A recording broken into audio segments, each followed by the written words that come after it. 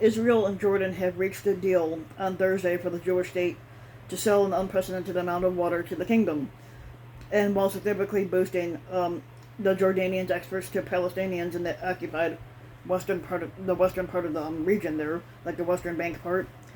The agreement basically concluded during a meeting between their foreign ministers, and it signaled improved relationships with Israel's new government following years of strained ties under the former Prime Minister Benjamin Netanyahu. Not sure if I'm saying that name right. Water resource cooperation has been a core issue between Israel and Jordan since the 1994 peace deal, but relations between the neighbors have been frayed in recent years. At a meeting that was held just inside the Jordanian border, Israeli Foreign Minister, now I'm not sure how to say the first name, but it's spelled Yair Lapid, and his counterpart Amin Sadafi had approved Israel's sale of 50 million cubic meters of water to its neighbor.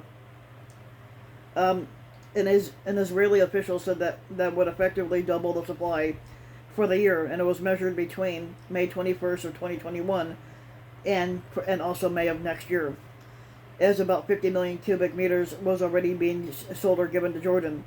A Jordanian official said Israel gives the kingdom 30 million cubic meters annually under the 1994 peace treaty. Statements from both governments confirmed the sale and said the final details of the transaction would be concluded in the upcoming days.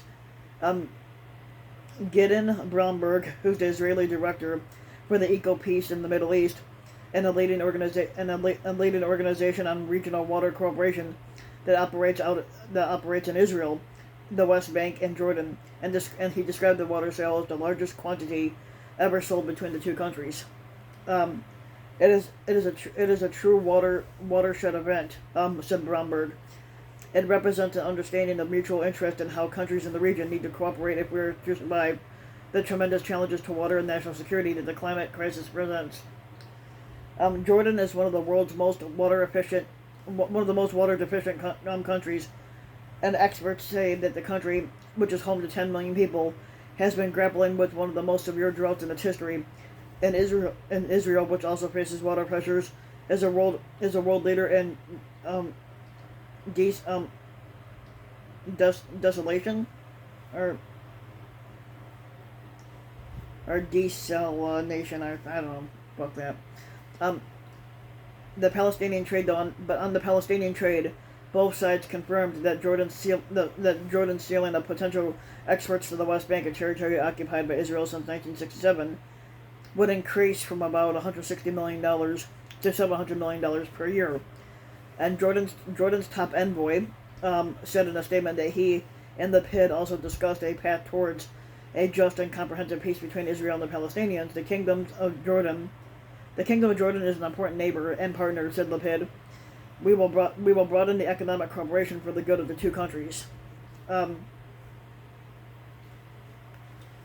Jordan said that for when it comes to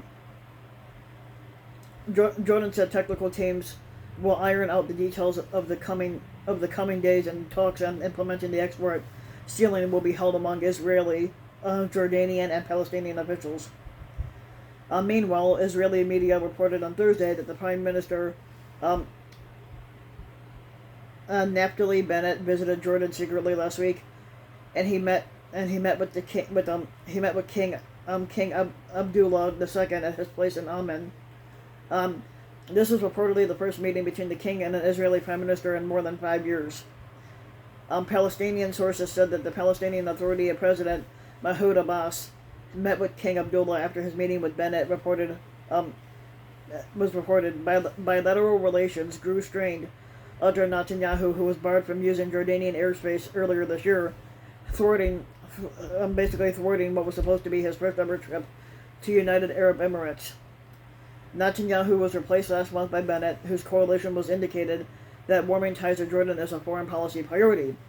Israel and Jordan made peace in 1994, and they maintain close security ties, but relations have been strained in recent years over the Palestinian tensions at the Al Aqsa Mosque compound Israel's expansion of Jewish settlements in the war-won lands, and the lack of any progress in the long moribund peace process. Both Jordan and the Palestinians were adamantly opposed to the Trump administration's Middle East plan, which would have allowed Israel to annex up to one-third of the occupied West Bank. Israel captured East Jerusalem and the West Bank from Jordan in the 1967 war territories. The territories the Palestinians want as part of their future state. This announcement came days before Jordan's King Abdullah II is to visit the White House. The Biden administration has called on all sides to take steps that could help lay the groundwork for a resumption of possible peace talks for later this year. Yep.